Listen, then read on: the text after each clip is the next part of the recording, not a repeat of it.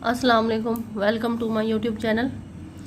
आज हमारा टॉपिक है सआदत हसन मंटो। आज मैं आपको पढ़ाऊंगी सआदत हसन मंटो की ज़िंदगी के बारे में। हम उनकी पूरी ज़िंदगी के बारे में पढ़ेंगे, ठीक है। लेकिन सबक शुरू करने से पहले मैं आपसे रिक्वेस्ट करूंगी कि अगर आपने हमारा चैनल अभी तक सब्सक्राइब नहीं किया तो अभी सब्सक्राइब कर लें, ताकि वीडियो जो है आपके पास लेक्चर्स पर मबनी, उर्दू लेक्चर्स पर मबनी सबसे पहले आपके पास पहुँचती रहें। ठीक हो गया, शुरू करते हैं। आज हम सआदत हसन मंटो का सवानी खाका पढ़ेंगे। सआदत हसन मंटो एक अजीम अफसाना निगार, ठीक है। उर्दू के अजीम अफसाना निगार सआदत हसन मंटो 11 मई 1914 को सिमराला में पैदा हुए, ठीक है। इंडिया में वाक़या इस गांव का हदूद दारबा ये है कि ये गांव लुधियाना से 22 मील के फासले पर चंडीगढ़ को जाने वाली सड़क पर वाक़या है। मंटो के वालिद गुलाम हसन तालीम याफ्ता थे। मंटो के पैदाइश वाले गांव ही में किसी सरकारी ओहदे पर फाइज थे। वो मुंसिफ या जज के ओहदे से रिटायर हुए।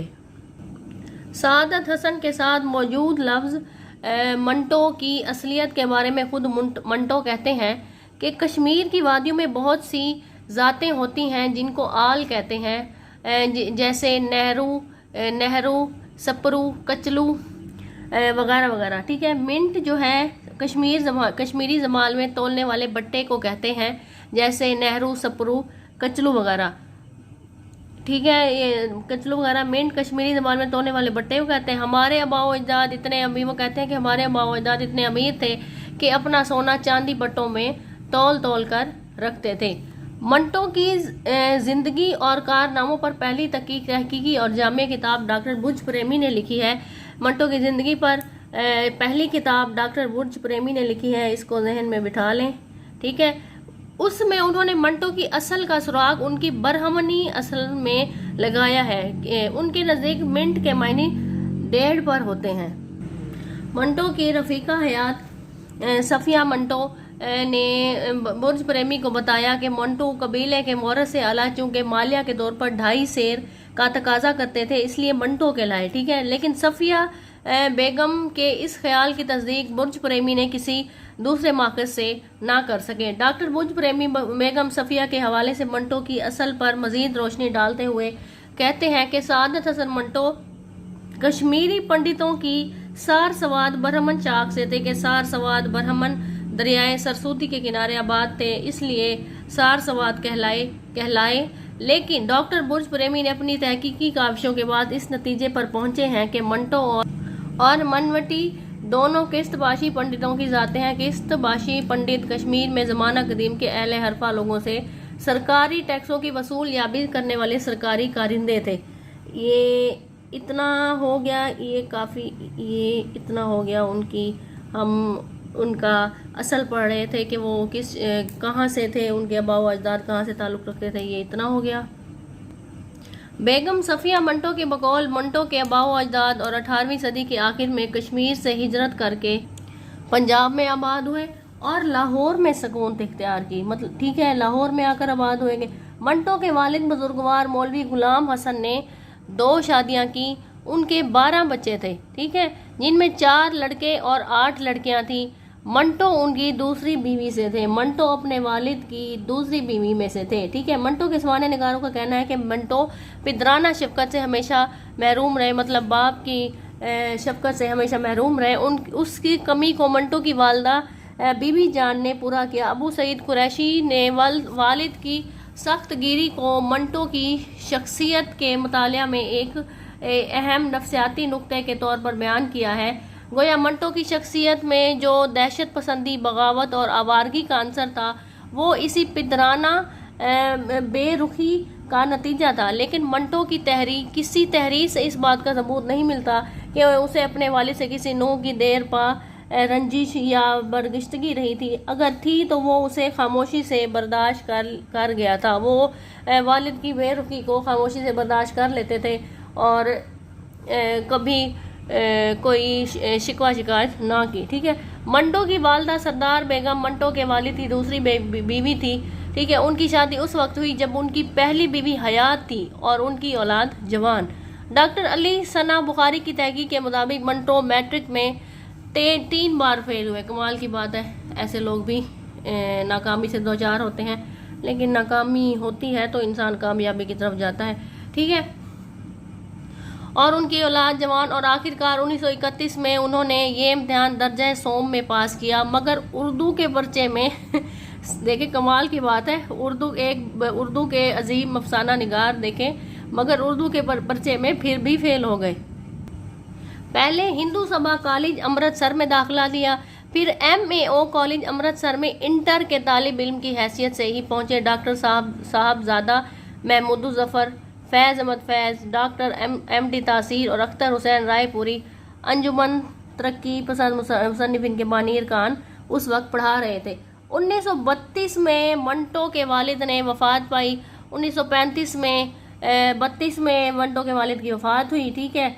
1935 में इंटर किए बगैर मंटो अलीगढ़ यूनिवर्सिटी पहुंचे, मगर चंद माह बाद यूनिवर्सिटी से निकाल दिए गए, ठीक है, यूनिवर्सिटी से निकाल दिए गए। आम रवायत के मुताबिक उनके सीने में बगावत के नहीं तब्दील के जरासीम पल रहे थे, मगर प्रोफेसर सज्जाद शेख ने जनवरी 1980 के व्यू पॉइंट लाहौर में ख्याल जाहिर किया है कि मंटो को उसके इनकलाबी और निज़ाम दुश्मन रवैये की वजह से निकाला गया।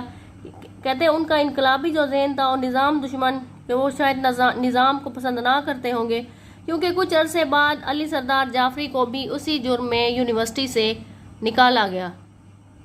मंटो को बचपन से ही किताबें पढ़ने का शौक़ था, मुताले का शौक़ रखते थे, ठीक है। अक्सर ख़ुद को हेड मास्टर साहब का बेटा जाहिर करके कुतुब खाने से जो है कुतुब फरोशों से किताबें उधार लिया करता और पढ़ने के बाद उन्हें सेकंड हैंड किताबों के तौर पर बेच देते और उस पैसे से सिगरेट खरीद लेते।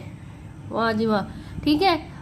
2 दफ़ा FA में फेल होने के बाद मंटो की तबीयत पढ़ाई से बिल्कुल उचाट हो चुकी थी, ठीक है, और जुए से दिलचस्पी दिन ब दिन बढ़ती जा रही थी, ठीक है। आवारगी के इस ज़माने में तबीयत हर वक्त उचाट सी रहती, एक अजीब किस्म की खुदबुद हर वक्त दिलो दिमाग में होती रहती थी। तकियों में जाता था, कब्रिस्तान में घूमते थे, जलियांवाला बाग में घंटों किसी सायादार जगह शजर के साथ बैठकर इनकलाब के ख्वाब देखते थे, ठीक है। मंटो की ज़िंदगी में बारी साहब ने बड़ा अहम किरदार अदा किया, उसका एतराफ़ खुद मंटो ने भी किया है कि आज मैं जो कुछ भी हूँ बारी साहब के दम से हूँ। अगर अमृतसर में उनसे मेरी मुलाकात ना होती और मुतवातर 3 महीने से मैंने उनकी सोहबत में ना गुजारे होते तो यकीनन किसी और ही रास्ते पर गामजन होता, ठीक है। बारी साहब ने मंटो के ज़हनी इंतशार को भांप कर उन्हें सहावत की तरफ लगा दिया। मंटो तीर्थ राम फिरोज़ के पूरी के नावल पढ़ा करते थे, ठीक है। बारी साहब की सोहबत की वजह से ऑस्कर वाइल्ड और विक्टर ह्यूगो और उसके ज़ेर मुतालिया रहने लगे। जो वक्त जुआ खेलने में कटता था अब मुसावात के दफ्तर में कटने लगा, ठीक है। जो जुआ खेलने में कटता था वह मुताले में कटने लगा, ठीक है। ऐसा ऐसा मंटो ने कलमी खबरों का एक कॉलम संभाल लिया, कॉलम लिखना शुरू कर दिया। बारी साहब की सोहबत की वजह से दारुल अहमर में Victor Hugo, Lord Dilton, Gorky, Chekhov, Pushkin, Gogol, Dostoevsky, Andreyev, Oscar Wilde और मोपासा की किताबें नजर आने लगी। मंटो को तर्जमा की तरफ बारी साहब ने ही लगाया और उन्होंने विक्टर ह्यूगो की किताब लास्ट डेज ऑफ कंडेम्ड का तर्जमा सरगुज़िश्त असीर के नाम से किया। मतलब विक्टर ह्यूगो की किताब का तर्जमा किया, ठीक है, सरगुज़िश्त असीर के नाम से किया, ठीक है। बारी साहब ने इसको पसंद किया, ठीक है, और इसकी इस्लाह की। बारी साहब जिसको वो अपना मोहसिन कहते थे, उन्होंने इसको पसंद किया और इसकी इस्लाह की और याकूब हसन मालिक उर्दू बुक स्टॉल के पास 30 रुपये में बिकवा दिया। याकूब हसन ने उसे बहुत ही कलील अरसे में छाप कर शाया कर दिया। अब मंटो साहिब एक किताब थे। अगले वर्ष उन्होंने ना सिर्फ ऑस्कर वाइल्ड के इश्तराकी नज़रिया के हामिल वीरा का तर्जमा किया, मतलब मंटो ने बड़ी बड़ी किताबों के तर्जमे किए, बल्कि उसी बरस के आखिर में उनका अव्वली अफसाना तमाशा शाया हुआ। देखिए उसी अरसे में उन्होंने अपना एक अफसाना तमाशा लिखा। 1935-36 में चेखोव के 2 ड्रामों के तराजिम किताबी शक्ल में शाया हुए। चेखोव के 2 ड्रामों का तर्जमा किया। मई 1935 में हुमायूं के मुदीर हामिद खान के तारुफ से रूसी अदब नंबर रूसी अदब नंबर मुरतब किया और इसके बाद रूसी अफसाने के उन्वान से ही एक मरतबा किताब शाया की। ठीक है, जनवरी 1936 में मंटो का पहला अफसानवी मजमुआ आतिशपारे शाया हुआ। उसी ही बरस उन्होंने आलमगीर का रूसी अदब नंबर मुरतब किया। अप्रैल 1939 में सफ़िया बेगम से शादी हुई और उन दिनों दिल्ली रेडियो एडिशन में मुलाजमत इख्तियार की, मुसव्विर की इदारत की और मुंबई की फिल्मी सन्नत के साथ वाबस्ता रहे। ठीक है, मुंबई की फिल्मी सन्नत के साथ भी वाबस्ता रहे, अफसाने लिखे। बेगम सफ़िया मंटो से शादी हुई अप्रैल 1939 में। ठीक है, अप्रैल 1939 में सफ़िया मंटो से, बेगम सफ़िया से शादी की। ठीक है, बम्बई में मंटो का क़याम 1935 से 1947 का तक रहा। 47 के बाद जो है उसी दौरान 1.5 साल का उस वक्त वक्फा पड़ा जब मंटो रेडियो की मुलाजमत के सिलसिले में दिल्ली गए। ठीक है, दिल्ली गए। जंग के बावजूद ये अरूसुल मिलाद मुंबई के हुस्नो शाब का ज़माना था। मुंबई का मोपोल्टन कल्चर अपनी बहारें लुटा रहा था। उर्दू के 2 अफसाना निगारों ने बम्बई की फिजाओं को जिस तरह अपने अफसानों में जज़ब किया, उसकी मिसाल कहीं और नज़र नहीं आती।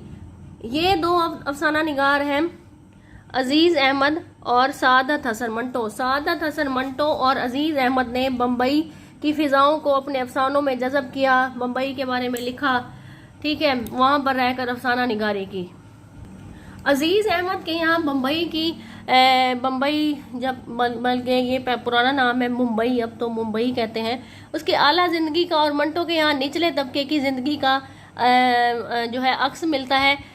मंटो का क़याम पहले बाई कला की खटमलों में भरी एक खोली में था। जब माली हालत अच्छी हुई तो बाई कला ही में कलीर रोड पर बने हुए अडखनी चमरस में के एक फ्लैट में था। बाई कला और नाग पहाड़ की ज़िंदगी की धड़कनों को मंटो के अफसानों में महसूस किया जा सकता है। मतलब बम्बई की जो ज़िंदगी है उसके अफसानों में उनको महसूस किया जा सकता है, चूँकि वहाँ पर रहे, वहाँ की तहजीब को देखा होगा, वहाँ का रहन सहन, वहाँ की ज़बान, वो मंटो के अफसानों में नज़र आई। बहरहाल बम्बई और दिल्ली का ये ज़माना मंटो की ज़िंदगी का सबसे ज़्यादा सुहाना और सुनहरा दौर था। दिल्ली में मंटो ऑल इंडिया रेडियो से सिर्फ 1.5 साल तक मुंसलिक रहे। दिल्ली में ऑल इंडिया रेडियो से भी जो है मंटो मुंसलिक रहे। ठीक है, सिर्फ 1.5 साल तक मुंसलिक रहे, लेकिन ये मुख्तसर सा वक्त भी इतने हंगामों से पूर था कि मंटो पर लिखे गए खाकों और मज़ामीन में उसके हम असर अदीब और अपने लिखे हुए मुरक्कों और ख़ुद मंटो उनका जिक्र करते नहीं थकते। ठीक है, मंटो पर खाके लिखे गए।